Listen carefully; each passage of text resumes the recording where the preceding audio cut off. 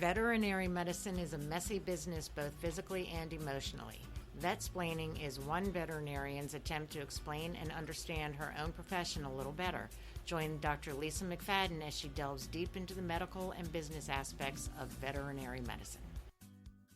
All right, we're going to switch it up a little bit, and we are going to talk about relief veterinarians. So in veterinary medicine, when a veterinarian goes on vacation for an extended period, or sometimes even if it's just a single doctor practice and they're going to be out of the office for a day, or veterinarians go on maternity leave, it leaves holes in the schedule, and you need a veterinarian to come in and see the appointments. And so there's an entire other kind of realm of veterinary medicine for general practitioners and emergency veterinarians that is relief. So they're kind of like your pinch hitters. They come in when you need them to help out. And when I was in Illinois, I had my own relief business for 2 years called Put a Pin in It. And I picked that name because my maiden name is Pinn, P-I-N-N, and that's what I used to practice under. So I thought it was kind of kitschy, and I also did acupuncture, so I figured it was like a double entendre. It is trademarked in case anyone is curious. And I really liked relief medicine. I liked the variety. I liked seeing how different clinics are run. I liked doing emergency and general practice as well as integrative. And I liked being able to pick my schedule. I was not very good at that though, because I was always afraid I wouldn't have enough coverage. So I ended up overbooking myself. But it was neat. It was a neat way to spend 2 years of my career and to learn how a lot of other veterinarians practice and to see how a lot of other clinics are run. And unfortunately / fortunately, relief work is frequently needed. And especially in emergency clinics, like if they have somebody that calls out or if they're in between doctors and they need someone to come in. And being comfortable with emergency is frequently different than being comfortable with general practice. Plus, you then have to throw in, do they have surgical skills on top of emergency skills, which we all know. I do not practice surgery, so I usually worked at emergency facilities that had more than one doctor on, or they frequently would call in a boarded surgeon if a surgery was needed. But as a general rule, veterinary relief medicine is somewhat chaotic, and that's because there are not a lot of agencies that represent relief veterinarians. They're usually individual or sole proprietor businesses, and it's kind of like through the grapevine, you know somebody, or there's different veterinary-specific classifieds where you can find relief veterinarians. So anytime you need coverage, you have to kind of like dig, call all your people. Like I have a list of 5 or 6 people that I'll contact if I need relief coverage. And what's very interesting is that David and David, the co-founders of Petwell, also co-found, along with a woman named Lisa, a company called Roo. And Roo is starting out in Houston, and it is actually a digital means by which hospitals that need relief can find relief veterinarians that are looking for work. And it makes things a lot easier. It's a very cool and I think innovative business proposal. I think that it's amazing that this had not been instituted in veterinary medicine already, especially with the advent of things like Uber and Lyft and Etsy, just like forums where other ideas can be shared and exchanged. And so I'm super excited to see how it works out in Houston and then as it grows and goes throughout the country. So we are going to sit down and talk with Charlotte, who works with Roo. And Charlotte actually used to be a regional operations manager with Petwell and then transitioned to her new role in Roo. So I'm going to let her take it away. Hey, thank you for having me on, Dr. McFadden. My name is Charlotte Ware. I've been in the vet field since I was 20 years old. I started as a tech, and I love being a tech. At a private practice, Animal Hospital Putnam in Connecticut with Dr. Cindy Smith. She taught me everything I know as a technician, taught me a lot about management as well. Great mentor. I then worked in emergency and then also had an opportunity to work ultrasound with just a wonderful internist. Her name is Dr. Jane Toomey. Totally idolize her, just amazing veterinarian. Again, just wonderful mentors. And then I stepped into shelter medicine at Connecticut Humane Society. Was there for a few years. Shelter's tough, but I enjoyed it. Great mission. Certainly will return at some point in my career.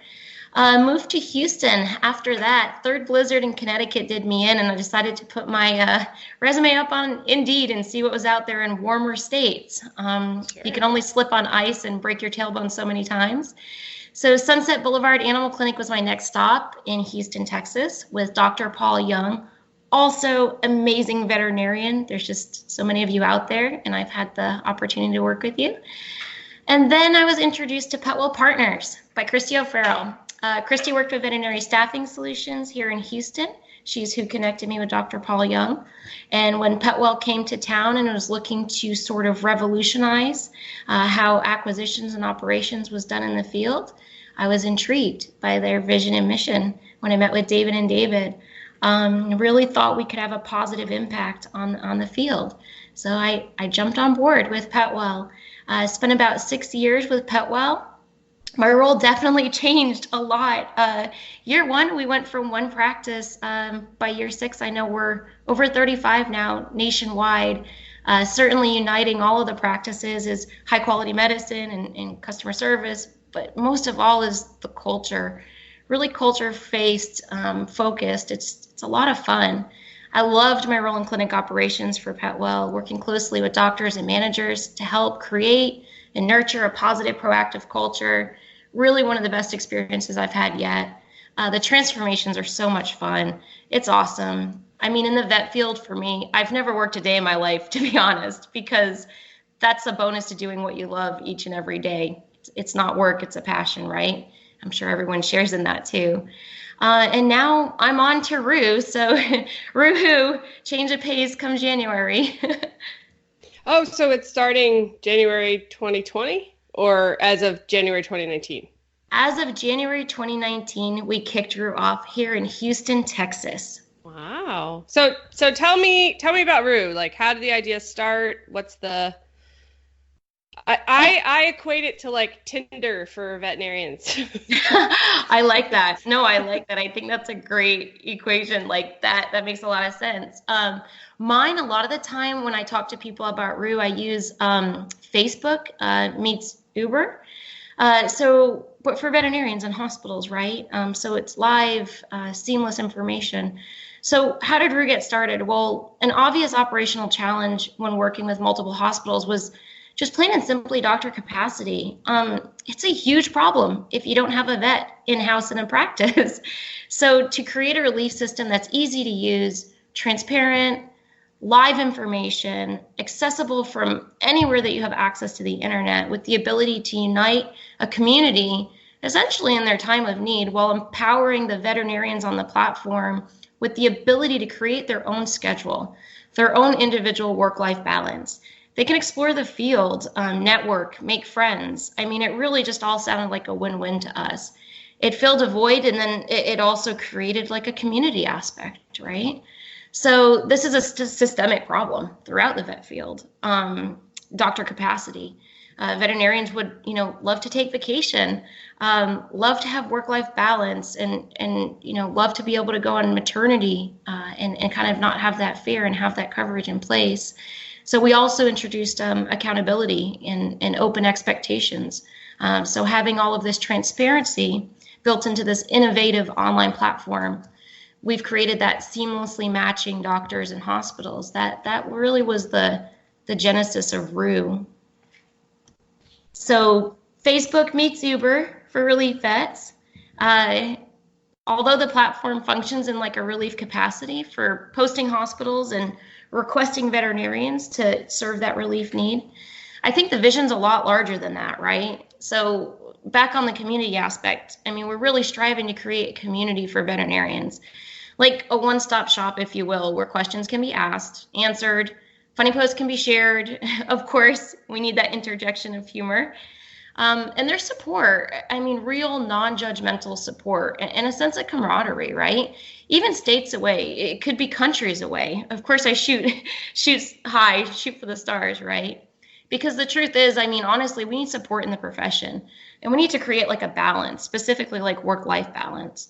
And we just need to feel the love of it. Again, you love your job, you don't work a day in your life. So Roo's really here to help coordinate those efforts. And I know for myself, it's kind of like when YOLO is introduced, right? Everyone knows YOLO. You only live once. And really, I mean, for me, I just kind of keep reminding myself I'm striving toward like LYVL, which is love your vet life. You know, love what we do, celebrate everything we do, but enjoy that aspect of the work-life balance. I like that. Hashtag, what did you say, LYVL? LYVL. Level. Yep. It's not as artistic as YOLO. I am not creative or innovative in that sense. But for me, it just reminds me this is what we love. I mean, we're able to have this impact on so many animals' lives. Why can't we enjoy it too? So I really think this is helpful. It's helpful to hospitals looking for relief. It's helpful for doctors looking for balance. I really hope it takes off. I have high hopes. Yeah, I honestly, after you did the presentation at the PetWell Summit, I said to the doctor sitting next to me, I was like, I gave you 5 years and they're going to be trading that publicly. I think it's a really good idea. I mean, having had my own relief business when I was in Illinois, there's a huge market for it. And at least in Illinois, like the way that it worked, especially because I did general practice, ER, and then I also did integrative, is once one ER realized that, you know, you're semi-decent, they would actually, some of them would tier you, which is kind of weird, but, you know, they would say like, this is a, you know, platinum relief vet. And so then they would just pass your name. And once you kind of get your foot in the door, everybody needs you and everybody needs relief, at least at one point or another. And so it's a great business it's a great business model because it's kind of like everybody's going to have to go to the dermatologist, right? Like every human at some point in their life.